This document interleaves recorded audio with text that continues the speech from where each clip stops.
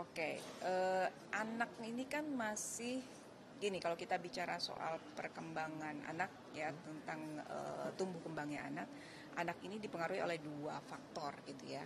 Satu, nature itu adalah faktor bawaan, jadi apapun yang dibawa anak mulai dari pembuahan antara sel sperma sama sel telur gitu ya, jadi itu yang bersifatnya genetik gitu ya, rambutnya seperti apa, warna kulitnya seperti apa, itu semua adalah masuk dalam faktor nature, bawaan. Nah, di sisi lain ada yang namanya faktor nurture, lingkungan.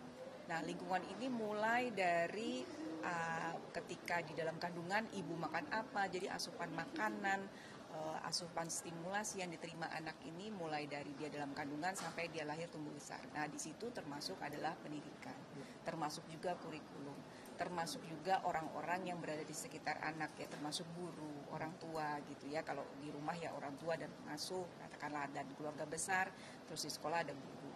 Sehingga apapun yang terjadi dengan sekitarnya tentu berpengaruh pada psikologi anak, pada tumbuh kembangnya anak gitu ya.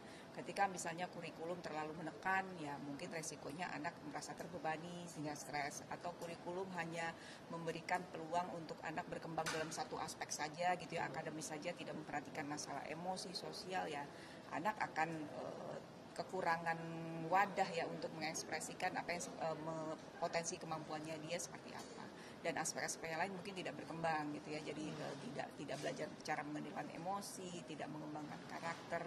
Jadi sangat besar pengaruhnya dari kurikulum itu seperti apa kepada tumbuh kembang anak. Jadi yang kita harapkan adalah kurikulum itu adalah yang bisa memberikan stimulasi ya. Jadi kalau saya sebut di sini kurikulum itu termasuk dalam stimulasi yang terstruktur gitu ya. Jadi kurikulum yang bisa memberikan stimulasi sehingga anak bisa berkembang dalam semua aspek tumbuh kembangnya, tidak hanya secara kognitif.